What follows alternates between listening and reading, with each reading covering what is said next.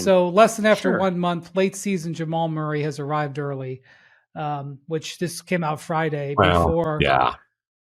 before we knew that Aaron Gordon had a grade 2 hamstring strain, which 4 to 6 weeks before being reevaluated. Man, you're talking 2 months plus. Well, and Christian Braun is out for 6 weeks or so. Like the Nuggets are really, and they improved their depth, but they're not that deep.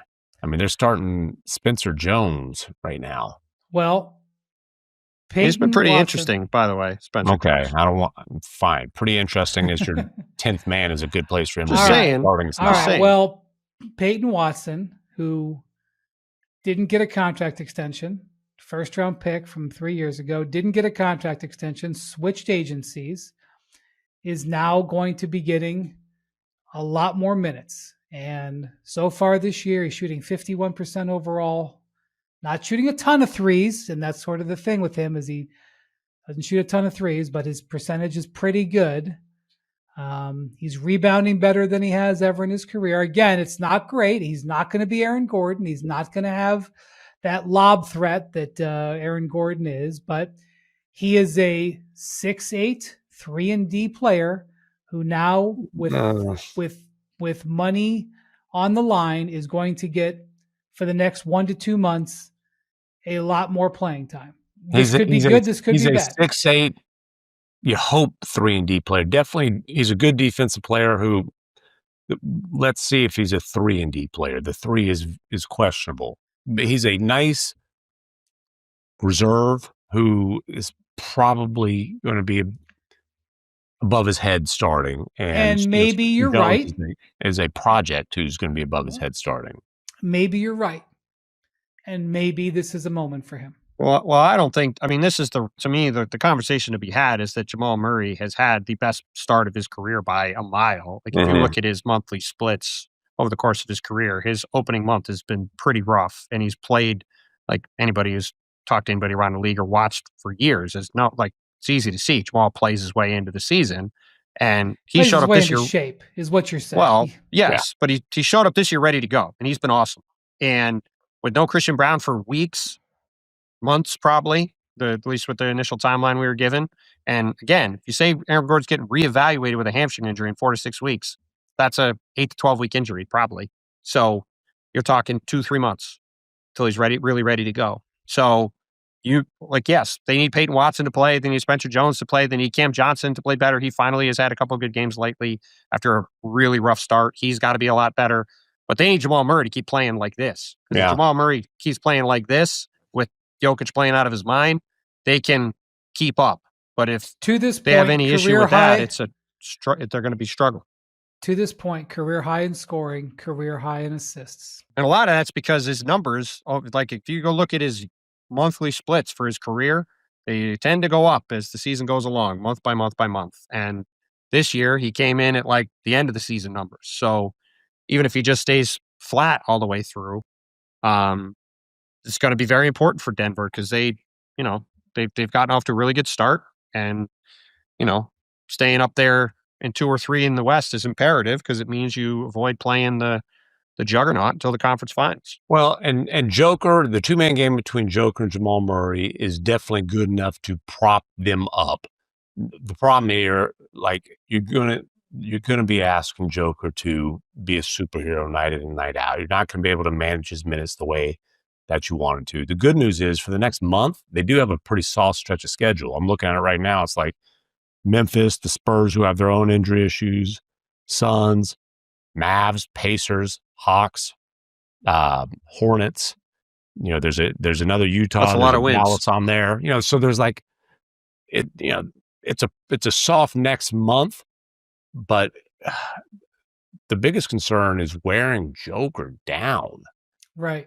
Which they did last year. They had to shut Joker down for a while. Right. That was the whole point, was part of what's been so impressive about his season, which has been jawed at all 30 teams based on your conversation. One lesson I've learned about each of the 30 teams in the league over the first month of the season. And it wasn't one sentence. Bontemps is incapable of doing one sentence at a time. One sentence would have been a lot easier. I was encouraged to to not worry about length. So He I wrote didn't. plenty. I did. Well, there's a couple that you have here that, the one you had on Memphis, by the way, was the lesson after 1 month is that Ja Morant isn't the same player. And, he's got this calf injury. Well, the stat on that I think is very telling is every single year of Ja's career, he has shot less of a lower percentage of his shots at the rim. Every single year from his first year till now. It was 33% his rookie year. It's down to 15% now. And by the way, he's shooting 17% from three. So, that's just not a very good player. And what's probably going to be a theme of the pod, there's been a lot of discussion about what's Ja Morant's future. Why is anyone rushing to trade for Ja Morant? To me, there's little reason to. You're talking about a guy who is owed a bunch of money the next couple of years, is hurt a lot, and is a formerly explosive guard who's not that explosive, who can't shoot. Well, that's set aside the rest of it. That's not a very appealing player to go trade for. There's been no improvement on the jump shot. There's just been an increasing reliance on it. And that's why I'm having fun with the just average, just abysmal stuff. But seriously, if he's not an elite paint attacker, he's not a difference maker in a positive direction. He's shooting 36% from the field this season. He was a dominant force because he was as good as any guard in the league at attacking the cracks of a defense, getting in the paint, and just making things happen, whether it was attacking the paint and spraying out or attacking the paint and going up and finishing. He used to be the best in the league at that, and it's something he has said himself, he doesn't want to do it anymore. Oh, I get hurt. Well, okay, if you're going to go out there being worried about getting hurt, you're on a max contract, that's a terrible contract then.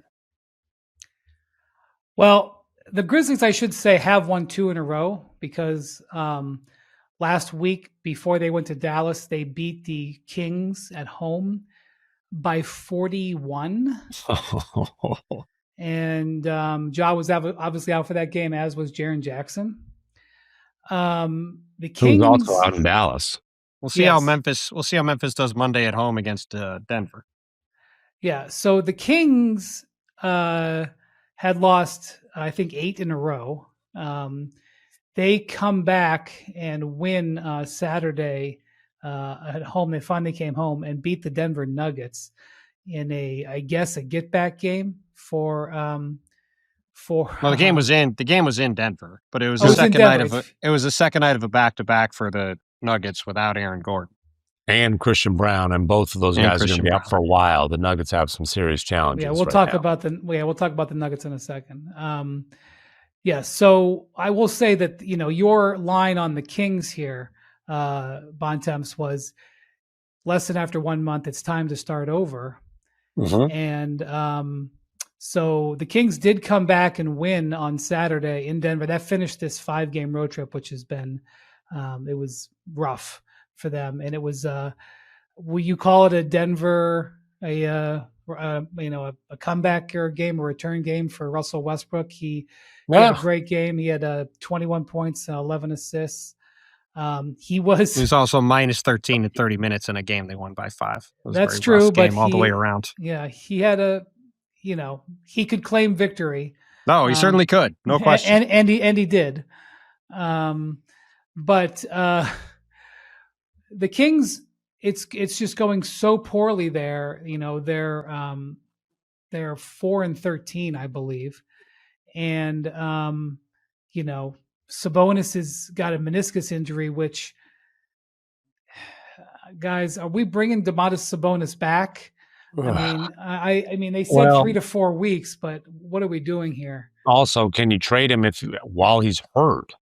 Could you trade him if he's not hurt? I think the answer is no. And when you ask me, can they trade Zach LaVine? Well, how does Zach LaVine end up in Sacramento? But after a year and a half of the Bulls trying very hard to trade him, Sacramento finally was the team that was willing to make a deal for him. And he was the make weight. LaVine was the make weight with a couple of first round picks in a De'Aaron Fox trade. So it was really, we'll get in Zach LaVine with multiple first round picks, and that's the return for De'Aaron Fox, which I think in a vacuum, if they were making a De'Aaron Fox trade anywhere, was a fine return. But to your point, McMahon, there's not a market to turn around and turn Zach LaVine into stuff. There's no market to turn Domantas Sabonis into stuff. There's not much of a market to turn DeMar DeRozan into stuff. Well, Like DeMar DeRozan, they are just stuck. DeRozan he makes $25 million and he's non-guaranteed next year. That's more of a tradable contract than LaVine. It's more tradable than those guys making the money that they're making. Right. But I still would argue that there's a pretty limited market for DeMar's services. I would agree, but it's an easier trade. Sure. Zach LaVine has a $49 million player option for next year. Yeah. That's just it's a tough sell. And Sabonis, for quite a few years, was on a contract where he was outperforming. He was making the All-Star team several times on a sub-max contract. Well, when the Kings renegotiated and extended his contract 2 years ago, when you talk to, GMs and stuff, they're like, yeah, Sabonis is a really good player, but he's not on a good contract anymore. Like, right. In fact, I was talking to a GM the other day and he's like, you media people, I see you guys thinking these, he's like, you talk about these guys with contracts like they're on their old contracts. They, and I'm not going to say any more of that, but he cited Sabonis as a classic example. He's like, yeah, he's a fine player, but I'm sure Lauri Markkanen was part of that discussion also, which I would guess is the other player that's part of that. And I think one thing that I think the fans have not, and I don't know how much the sport has caught up with, is guys making a lot of money, like north of $40 million, are going to be really hard to trade. And just in general, the market for those guys is not what it is when you look at the names on the back of the jersey. I would point to the Kevin Durant trade, where Kevin Durant got traded for two. Dylan Brooks is a starter. I think you can argue whether Jalen Green's a starter. It's a negative/toxic contract, and they got a lottery pick. Karl Towns got traded for two better players, and Dante DiVincenzo and Julius Randle, and a worse pick. Yeah. Like that's even Jimmy Butler. And now the point is, I think the point there is, it's not that guys on those big contracts won't get traded, but unless it is a Giannis, I would say a Luka, but they didn't get that much of a yes. But well, I mean, there's Luka, a short list of guys. They at least got they got a frontline all-star. I mean, he's been injured, but I mean, my point is there's a short list of guys that would get the kind of what we've been trained to recognize as the superstar trade return. Yep. But I think I think the KD is much more like when the Mavericks trade Anthony Davis, a KD from the Suns type of return is a reasonable. You can draw a line of demarcation after Mikal Bridges, right? Like in the era of 4 firsts for Rudy Gobert and 3 firsts and players for Donovan Mitchell. I would even back up because there's a very significant difference in the Mikal Bridges trade. He was making $20 million.